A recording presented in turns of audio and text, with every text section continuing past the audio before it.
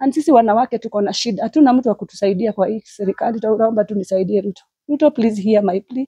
Even DCI, Mr. Amin, please intervene this matter. I am really suffering. My kids are really suffering. My daughter asked me the other day, Mom, can you get me another dad so that I can have two? The one who stole our things and another one. So she still remember what she saw. This kid is so traumatized. She had even to go for therapists because even talking was an issue. She could even stammer for long. Even the teachers had a lot of things. Hata ukiona education amerudi nyuma. Mimi nimeteseka kama mama. Na naomba tu wamama tafadhali, hata wamama mniingize tu hii group tusaidie wamama, ni wengi sana wanalia. Hata hiyo kesi ya Monica, she is my good friend. Tumefanya maombi na yeye na najua tutasaidika kwa sababu sisi tumeachia Mungu. Hatuna pesa ya kupeana, sisi tuko tu na Mungu. Na Mungu is the final judgment. Ule ako kwa nyumba yangu, hata yeye ni mtu tu wa kiburi tu na kutaka kunitolea bunduki ile siku nilikuwa nimerudishwa kwa Nakoti. Mtu anataka kutoa bunduki anakuja na silage na there's nothing that the police are doing about it, just to protect people from stealing. Hadi police station kwanza, that one, they put me in cell last week but one, and they never gave me food from 5 until the next day at 9:30. I pleaded with OCS. OCS told me in front of my lawyer, there's a lady who called when I was in the office, I could hear the voice. She said, don't give her cash bill. I slept in a cell for the first time. Well, this is impunity because I'm fighting for my things, yet I'm the one who is being put inside instead of the person who did this to me. Mr. President, please intervene. Thank you.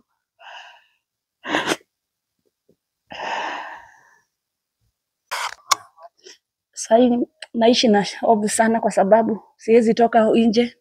Polisi walikuja wakanikimbiza hapa kwenye naishi kwa hii flat. Wakanishika mbele ya watoto wangu. Mtoto wangu firstborn alikuja sela akaniona. Sasa tunaishi na shida kwa watoto, nikienda pahali wananishughulika kuniuliza niko wapi. Hata siwezi toka kwa sababu siku hizi naona gari za Subaru naogopa. Na mimi tu naomba tu, this is my life that I'm fighting for. Naomba tu nipate tu haki yangu for the sake of my children, because sasa hii mali nilitafuta nikijua natafutia watoto. Mtu mwenye anaiba mpaka toys za mtoto wake, mpaka baiskeli alichukua. Mimi tumenyang'anywa kila kitu. I walked into my things when I was single lady that I had bought alone. Then amechukua zote mpaka zile nilikuwa nimenunua nikiwa single, milango zangu za mijengo, mahulibaro zangu, mini contractor, vijiko zangu, pipes zangu za stima. Nilikuwa mpaka nimefanya kazi airport, kazi kubwa sana, nilikuwa ninatumia vitu za metal za stima. Na sijapata kitu, nilitoka bila hiyo kitu. Kuna milango mpya ziko huko nilikuwa nimenunua hata China, sijui kwenye ziko. Nilikuwa na install CCTV kamera zangu sijui kwenye, yani hakuna kitu niliokoa. Naomba tu Mr. President, please help me, intervene this matter for me. Hata sasa hivi hawana amani kwa nyumba, wanaogopa, watoto wanaogopa kama wanaweza pia wao kujiwa. So kama security inaweza patikana ni vizuri, kwa sababu Mary sasa hivi yako hatari. Hata ujui akiingia kwa gari aendeshe, utujuka atashikwa kwa barabara ama atashikwa kwa nyumba. So they have no peace, hawana amani kabisa. Hiyo nyumba hata unaona watu wamenyeshewa, watu wanatetemeka. So mimi kama mimi leo nimekuja tu kuona kama ako sawa, kwa sababu alikuwa ameniambia ameshikwa na mimi sikuwa karibu kuja kumuona, ndio nampata asikii vizuri, napata wanalia tu pamoja na watoto. So naomba tu serikali isaidie Mary. Na shida ile iko hapa kubwa ni ile Mary alifukuzwa kwa hiyo nyumba yake, na mzee yake akakaa kama ni mkora, akaenda akamtoa kwa nyumba mbele ya watoto. Tukajaribu kusaidia Mary achukue nguo, akakataa achukue manguo zake. Mpaka sasa hivi watoto yake hawapo hali nzuri. Mary mwenyewe ni mgonjwa. Nduzi wamemfuata mahali anaishi kwa sababu alifukuzwa Karen na ukisonea, wakamnyang'anya kila kitu. Na mahali anaishi na watoto yake wamemfuata nduzi kwa gate polisi, na huwezi jua ni polisi kwa sababu hawakuwa na uniform.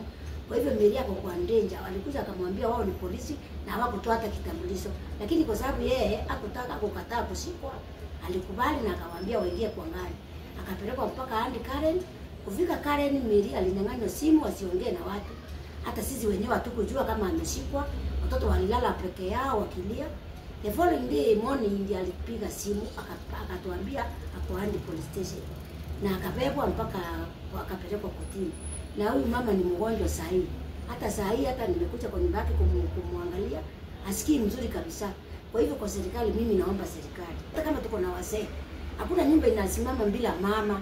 na mama wengine wanafanya kama Mary, hizo nyumba ni zake amejenga na tunajua ni zake. Kwa hivyo hata security tunaomba sisi wamama, tunaomba huyu mama apewe security. Mary Waithera is about family issues. This is a matrimonial dispute. There are so many cases going on in the High Court. And then, you know, they come in and arrest the lady and take her to Hardy Police Station. We were at Hardy Police Station until 1 a.m. in the morning. And we tried our level best to get her released on cash bail. And the police had their own views. And then she was brought here. She had fallen sick. She's actually sickly right now in the cells.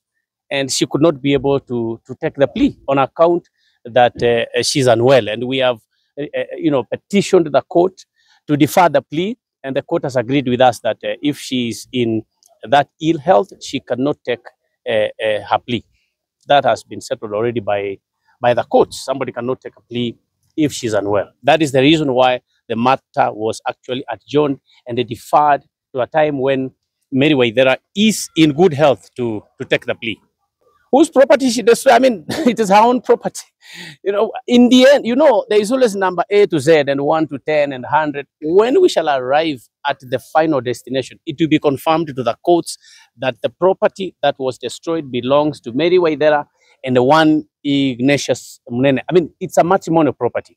And we are surprised that the DPP is actually zealous to infiltrate into families and try to prosecute a wife and not the husband. In the previous matter in the High Court, Justice Muita has issued an order that Mr. Ignatius Munene should not be charged. And then all of a sudden, the DPP comes in and now wants to charge the poor lady. So, well, we just wish her well in her health. Once she has recovered, she will come and answer to the charge. And then, in the end, the courts will confirm who owns the property that Waithera is purported to have stolen. So if you put your hand in your pocket and you pick your phone and somebody says you have stolen your phone, we shall see how that goes.